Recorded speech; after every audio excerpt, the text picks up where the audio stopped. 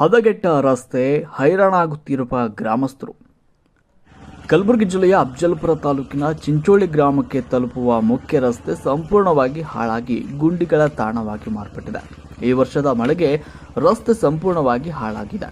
ಚಿಂಚೋಳಿ ಗ್ರಾಮದಿಂದ ಪಟ್ಟಣಕ್ಕೆ ತೆರಳಲು ಮುಖ್ಯ ರಸ್ತೆಯ ಪರಿಸ್ಥಿತಿಯನ್ನು ಕಂಡು ಗ್ರಾಮಸ್ಥರು ಹೈರಾಣಾಗ್ತಿದ್ದಾರೆ. ದ್ವಿಚಕ್ರ ವಾಹನದಲ್ಲಿ ಹೋಗುವವರ ಪರಿಸ್ಥಿತಿಯಂತೂ ಅಧೋಗತಿಯಾಗಿದೆ.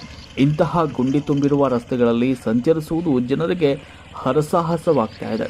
ಇನ್ನಾದರೂ ಕೂಡಲೇ ಸಂಬಂಧಪಟ್ಟ ಅಧಿಕಾರಿಗಳು, ಜನಪ್ರತಿನಿಧಿಗಳು ಗಮನ ಹರಿಸಿ ರಸ್ತೆ ಸುಧಾರಣೆಗೆ ಮುಂದಾಗಲಿ ಎನ್ನುವುದು ಚಿಂಚೋಳಿ ಗ್ರಾಮಸ್ಥರ ಆಗ್ರಹವಾಗಿದೆ.